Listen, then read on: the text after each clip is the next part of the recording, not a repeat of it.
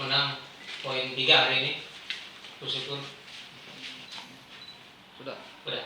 Oke. Ya, Baik, teman-teman silakan yang bertanya ke Coach Budi ataupun ke Rahel.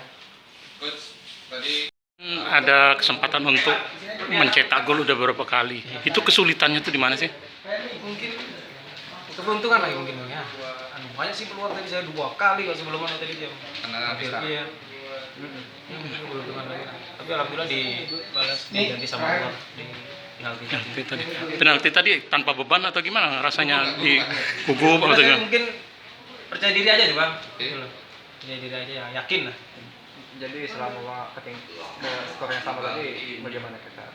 Maksudnya? Apakah Pas lagi skor sama. Lebih semangat lagi lah gitu loh.